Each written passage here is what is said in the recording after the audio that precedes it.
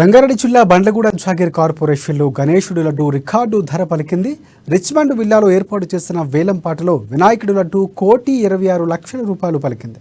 రాష్ట్ర చరిత్రలోనే గణేష్ లడ్డూకు ఇంత ధర పలకడం ఇదే ప్రథమం.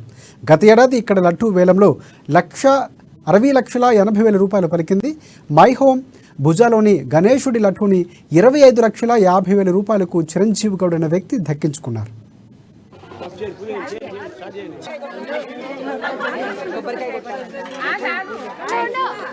ఇప్పుడు లాస్ట్ ఇయర్ మనము 3,000 మందికి ప్రతి ఇండివిజువల్ కి రకరకాల ఇండివిజువల్ కి మనము హెల్ప్ గా ఉండడం జరిగింది.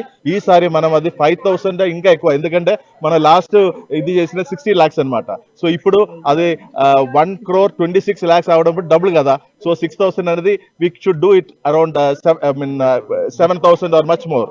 అండ్ ఇంకొకటి ఏంటంటే, ఇప్పుడు చాలా మందికి వేరే వాళ్ళకి సహాయం చేయాలని మనసులు ఉంటుంది, కానీ వాళ్ళకి ఎవరన్నా ఒక రోజు జనవరిలో వచ్చేసి హెల్త్ ప్రాబ్లము, ఫిబ్రవరిలో వచ్చేసి ఎడ్యుకేషన్ ప్రాబ్లము, మార్చిలో వచ్చేసి ఇంకొక ప్రాబ్లము, ఇవి అన్ని లేకుండా గణేష్ సందర్భంగా ఒకసారి ఈ అమౌంట్ కలెక్ట్ చేసుకొని ఆ ఇయర్ మొత్తం మనం హెల్ప్ చేయడం అనేది జరుగుతుంది అనమాట.